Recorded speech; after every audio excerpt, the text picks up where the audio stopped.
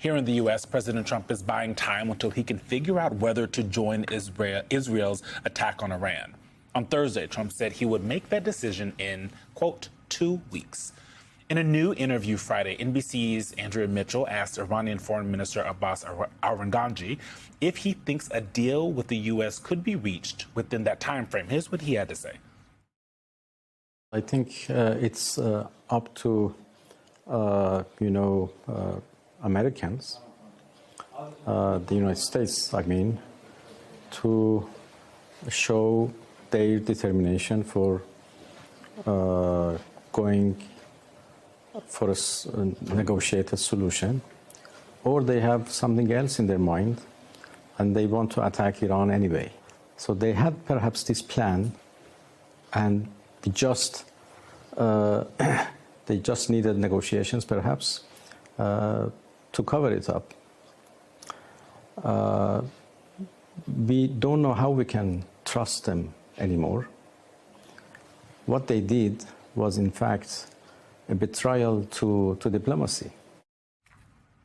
This morning, the foreign minister accused the U.S. of being involved in Israel's attacks on Iran, quote, from day one, which the Trump administration has denied.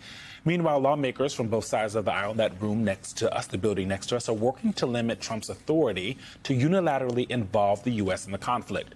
That includes our next guest, who has introduced a war powers resolution to prohibit, quote, United States armed forces from unauthorized hostilities in the Islamic Republic of Iran.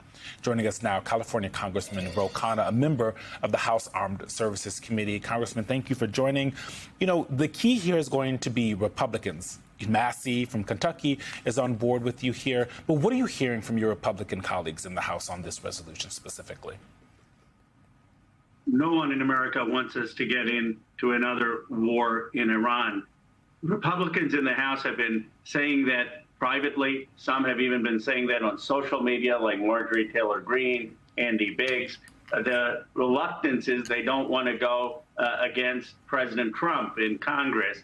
And so they're saying, well, we don't have a war yet. We'll get on if there are indications that we're going to get into a war. But at that point, it's sort of moot. Once we actually strike, then Iran will retaliate and we're in a war. So now is the time for Congress to weigh in. Well, so how do you pass this if those Republicans aren't there yet? How are you going to convince them that instead of talking to you privately and some of us reporters privately, they need to stand 10 toes down and get on board with your resolution? Well, candidly, it's not going to just be me or a program on MSNBC, but you have some of the loudest voices on the MAGA right saying this is a betrayal of what Donald Trump ran on when he ran on America First and ending overseas interventions. You've had Tucker Carlson speak out. You've had Steve Bannon speak out. I was just on Theo Vaughn, Bernie supporter, then ended up having both Trump and J.D. Vance. He said not a single person that he's talked to, even people who have served in the military, want this war. At least 1/3 of Trump's voters have been vocal in opposing this war, according to polling. And so I think that that voice is getting louder and louder. And my hope is that members of Congress will act on it. Now, Congressman, while this is going on, there is talk about a ceasefire between Iran and Israel, and the president was asked if he would support a ceasefire while negotiations were going on. This was yesterday, President Trump in New Jersey, when he was asked about this. So show this, and we'll talk about it on the other side. Would you support a ceasefire while the negotiations happen? I might, depending on the circumstances. Would you? It's very hard to stop. I will say this.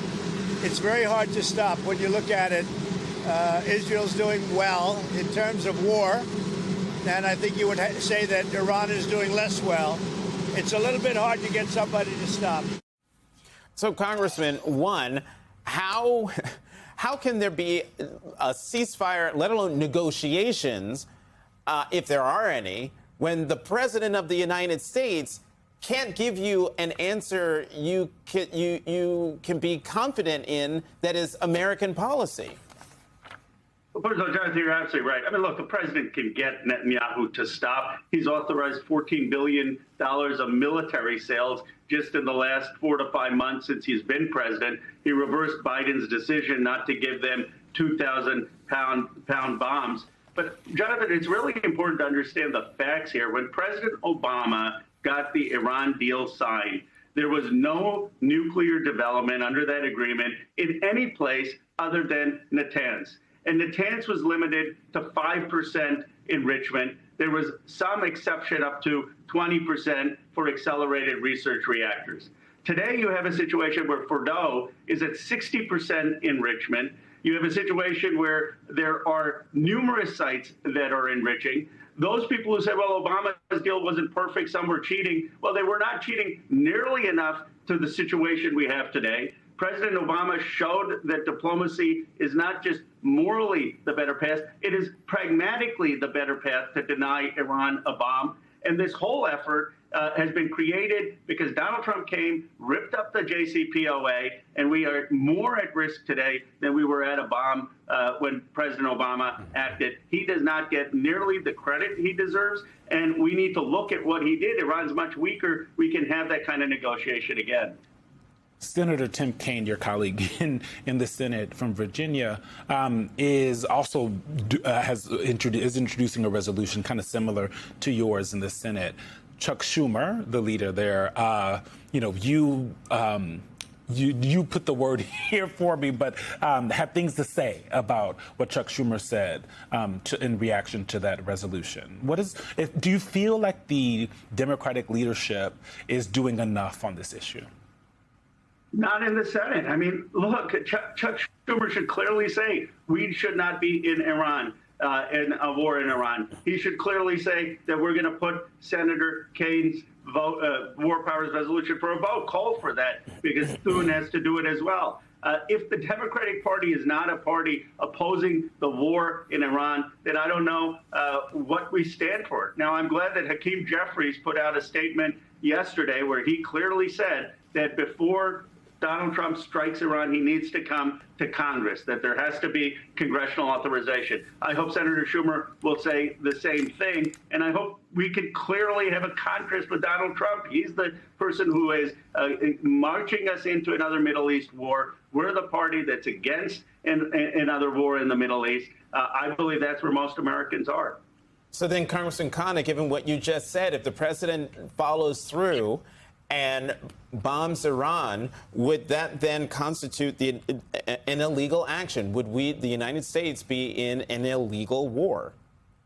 Yes, because he wouldn't have had congressional authorization. As bad as Iraq was, at least George W. Bush came to Congress and Congress authorized it. And people said, well, why not just have the B-2 bomber go over and strike Fordow and eliminate the nuclear facility? First of all, it's not that simple. Based on public reporting, it's unclear whether even our bunker bombs could get that deep. Secondly, everyone anticipates if we did that, they would strike American troops in Iraq. They would have counterterrorism operations against our embassies and potentially even against Americans on the homeland. That would force an American president to respond. I mean, we can't have our troops hit and then not respond. So we're basically in a war. The last war in the Middle East cost our country $3.6 trillion, 10% of our federal debt. Americans don't want young people going and dying in Iran. They don't want Americans to be targets. They don't want more debt. This is being driven by the same neocons who voted and supported the war in Iraq, who ripped up and criticized